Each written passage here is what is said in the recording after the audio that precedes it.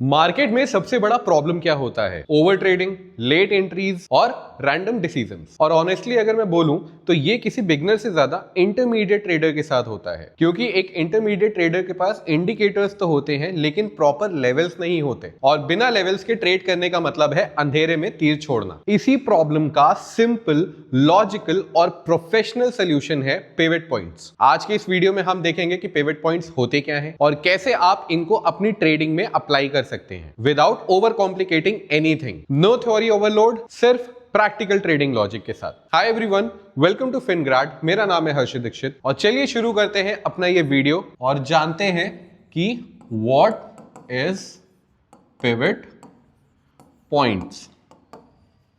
अक्सर हमारे दिमाग में होता है कि पिवट पॉइंट्स एक इंडिकेटर्स है। Yes, it is an indicator, but ये कोई ऐसा वैसा इंडिकेटर नहीं है जिसको जहां पे चाहो रिपेंट कर दो। ये प्री कैलकुलेटेड लेवल्स होते हैं। हमारे प्रीवियस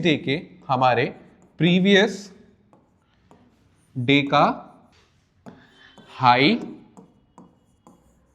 लो और क्लोज, इन तीनों डेटा को मिला के अगले ट्रेडिंग डे के लेवल्स निकाले जाते हैं और उस लेवल को कहते हैं पिवट पॉइंट्स। इसका मतलब क्या है कि मार्केट ओपन होने से पहले ही आपको पता होता है कि कौन से एरियाज में सपोर्ट आपको मिल सकता है, कौन से एरियाज में आपको रेजिस्टेंस मिल सकता है, और इसीलिए प्रोफेशनल ट्रेडर्स पिवट पॉइंट को डिसीजन मेकिंग का बेस मानते हैं। आइए सबसे पहले अपने चार्ट पे पिवट पॉइंट को डिप्लॉय करते हैं और फिर बात करेंगे हम अपने पिवट पॉइंट के स्ट्रक्चर के बारे में। आपको सबसे पहले अपना चार्टिंग सॉफ्टवेयर खोलना है, फिर चाहे वो कोई ट्रेडिंग व्यू हो या आपका कोई भी ब्रोकर का चार्ट हो, आप उसको खोल के इंडिकेटर्स पे जाओगे और यहां पे आप मेंशन करोगे PIVOT।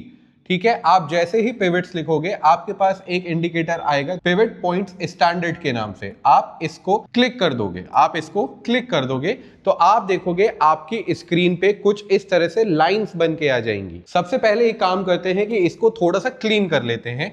क्लीन करने के लिए आपको क्या करना है, सेटिंग्स में जाना है और शो प्राइसेस को आप अनचेक कर दोगे। ठीक है, और जो आपके लेवल्स की पोजीशन है इसको आप चाहे लेफ्ट पे रखो या आप चाहे राइट पे रखो, ये आपका चॉइस है। मैं इसको स्पेसिफिकली लेफ्ट में रखना पसंद करता हूं, आप चाहो तो इसको राइट में रख सकते हो। फिर आपको यहां पे दिख रहा है लाइन विड्थ, इसको आप चाहो तो बढ़ा सकते हो। इससे आपकी लाइंस थोड़ी बोल्ड होके आपको चार्ट्स पे दिखेंगी, बट बाय डिफॉल्ट ये 1 रहता है और उतना ही काफी है आपको चार्ट में लाइंस देखने के लिए। इसके बाद यहां पे है आपको पिवट पॉइंट के साथ कितने रेजिस्टेंस और कितने सपोर्ट लेवल्स देखने हैं। तो यहां पे अगर हम एक स्ट्रक्चर ऑफ पिवट पॉइंट्स की बात करें तो एक स्टैंडर्ड पिवट पॉइंट स्ट्रक्चर में 7 लेयर होते हैं, जिसमें सेंट्रल पिवट होता है, S1 होता है, S2 होता है और S3 होता है। सेम R1, R2 और R3, ये 7 लेवल्स होते हैं। तो इससे बाकी के जो भी S4 और S5 है इसको आप डिलीट कर सकते हो। अब अगर मैं बात करूं कि आप किस तरह के ट्रेडर हो, इंट्राडे या फिर पोजिशनल। अगर आप वीकली ट्रेड करना पसंद करते हो या पोजिशनल ट्रेड लेना पसंद करते हो तो आप S3 और R3 तक भी जा सकते हो, बट अगर आप इंट्राडे ही ट्रेड कर रहे हो तो S1 से S2 तक काफी है।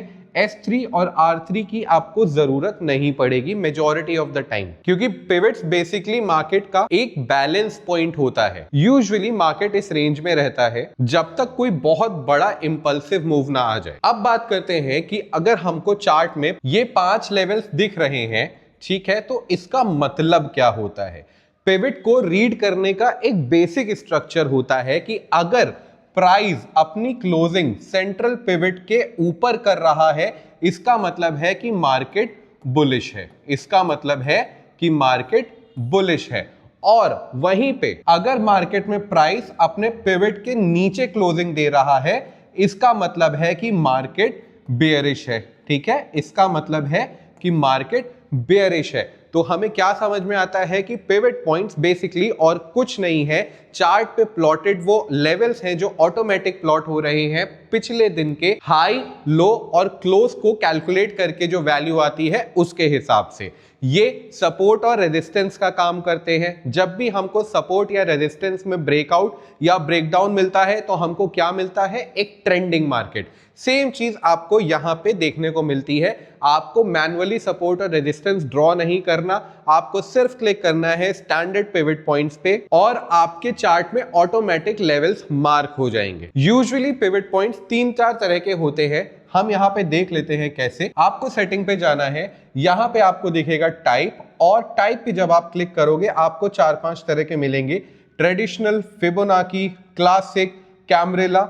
जो सबसे ज्यादा यूज होता है इंट्राडे मार्केट में ट्रेडिंग के लिए, आप फिबोनाची यूज कर सकते हो या फिर कैमरेला यूज कर सकते हो। लेकिन अगर हम बात करते हैं सिर्फ इंट्राडे ट्रेडिंग की, तो ट्रेडिशनल पिवट पॉइंट्स भी आपके लिए उतने ही कारगर हैं जितने नॉर्मल फिबोनाची या फिर कैमरेला काम करने वाले हैं। हाँ, पोजिशनल के लिए आपको अलग वैल्यूज मिल जाएंगी फिबोनाची और कैमरेला में। चिंता मत करिए, फिबोनाची के ऊपर एक पूरा सेपरेट वीडियो में लेके आऊंगा कि फिबोनाची लेवल्स क्या होते हैं, कैसे हमें चार्ट में फिबोनाची लेवल्स को डिप्लॉय करना होता है, फिबोनाची के ऊपर कैसे हमें ट्रेड्स लेने होते हैं।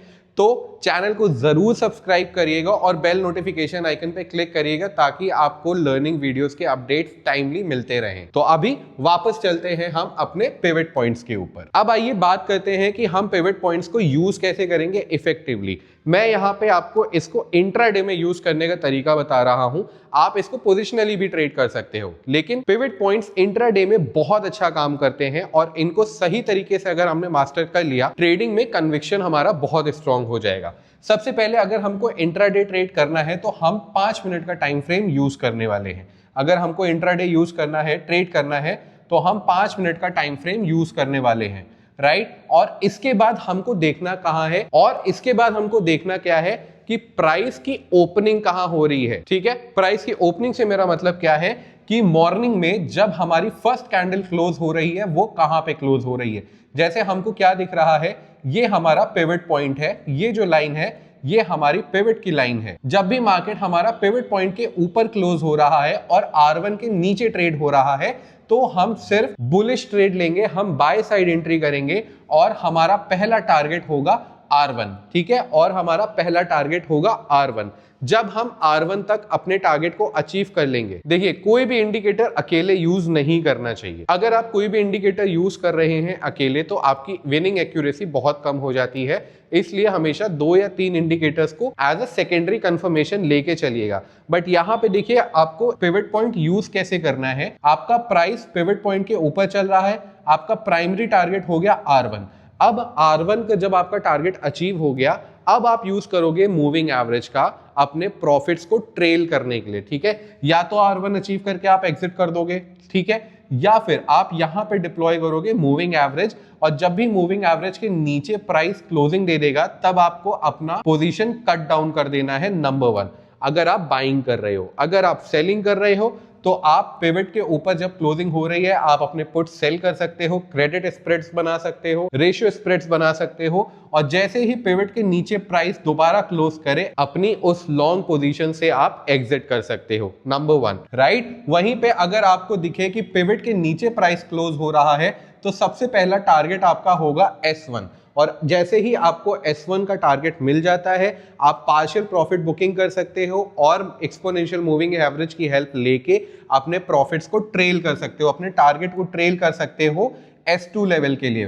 प्राइस ने क्या किया, सपोर्ट 1 तक उसने क्लोजिंग दी, उसने टारगेट दिया और उसके बाद S2 लेवल्स तक जाके उसने अपने ये टारगेट्स भी हमको दे दिए। ठीक है, और यहां पे हमको क्या दिखाई दे रहा है कि प्राइस खुला ही R1 से R2 के लेवल्स पे है। जब भी आपको ऐसी ओपनिंग नजर आती है कि प्राइस R2 के पास ट्रेड हो रहा है या R2 के ऊपर ट्रेड हो रहा है, या सपोज ऐसा हुआ कि प्राइस मूव करते हुए R2 तक चला गया, अब आप कोई भी फ्रेश एंट्री नहीं बनाओगे क्योंकि R2 लेवल्स के ऊपर ये माना जाता है कि मार्केट ओवरबॉट चल रहा है और वहां से आपको रिवर्सल देखने को मिलेगा।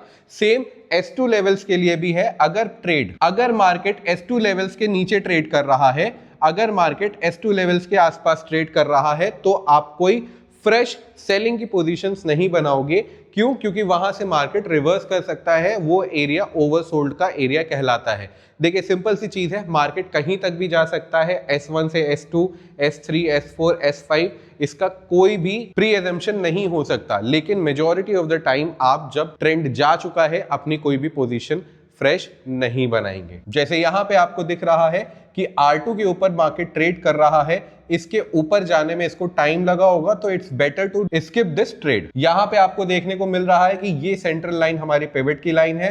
प्राइस ने पिवट के नीचे क्लोजिंग दी और S1 के बीच में क्लोजिंग की। सबसे पहले उसने S1 का टारगेट दिया और फिर ड्रैग होते हुए S2 का भी टारगेट उसने दे दिया। सेम गोज यहां पे, प्राइस ने पिवट के नीचे क्लोजिंग दिया, फिर पहला टारगेट S1 दिया, फिर सेकंड टारगेट उसने S2 दे दिया, राइट। यहां पे भी आपको दिख रहा है कि प्राइस S1 और पिवट पॉइंट के बीच में ट्रेड हो रहा था और पूरे दिन साइडवेज रह गया, उसने अपसाइड का कोई भी मोमेंटम नहीं दिया। यहां पे आपको क्या देखने को मिल रहा है, प्राइस हमारा R1 और पिवट पॉइंट के बीच में क्लोज हुआ, पहला टारगेट R1 मिला, दूसरा टारगेट R2 और फिर R3 R4 तक भी गया होगा, जो हमने हाइड कर रखा है। यहां पे भी अगर आप देख रहे हो, प्राइस हमारा पिवट और R1 के बीच में था और पूरे दिन वहीं पे रहा, कोई भी बेरिश मूव आपको देखने को नहीं मिला। तो हमें क्या समझ में आता है कि पिवट्स एक बहुत ही एसेंशियल लेवल्स ड्रॉ करते हैं और ये प्री कैलकुलेटेड होते हैं, तो इनके ऊपर रिलाय होकर अपने ट्रेडिंग डिसीजंस लिए जा सकते हैं। सिंपल रूल याद रखो, मार्केट खुलने से पहले पिवट लेवल्स को मार्क कर लो बस। प्राइस अगर पिवट के ऊपर सस्टेन कर रहा है तो सिर्फ बाइंग साइड के ट्रेड लेने हैं, प्राइस अगर पिवट के नीचे सस्टेन कर रहा है तो सिर्फ सेल साइड के ट्रेड लेने हैं। अगर कंफर्मेशन नहीं मिलता तो ट्रेड स्किप करो। मार्केट कहीं पे भी भाग के नहीं जा रहा। रोज प्रॉफिट करना जरूरी नहीं होता, लेकिन जरूरी है कैपिटल सेव करना। अगर इस माइंडसेट के साथ पिवट पॉइंट्स को ट्रेड करोगे तो ट्रेडिंग कॉम्प्लिकेटेड नहीं, प्रैक्टिकल रहेगी। आई होप आपको इस वीडियो से पिवट पॉइंट्स के बारे में काफी कुछ सीखने को मिला होगा और उसको यूज करने का सही तरीका भी मिला होगा। अगर आपको ये वीडियो अच्छा लगा है तो इस वीडियो को लाइक करिए। अगर आपकी कोई भी क्वेरी है तो आप नीचे कमेंट कर सकते हैं। And yes, don't forget to subscribe Fingrad, ताकि इस टेक्निकल एनालिसिस के ऊपर जो हम सीरीज चला रहे हैं, इसका कोई भी लर्निंग वीडियो आपसे मिस ना हो। मिलते हैं अगले वीडियो में। Till then keep on learning and happy trading.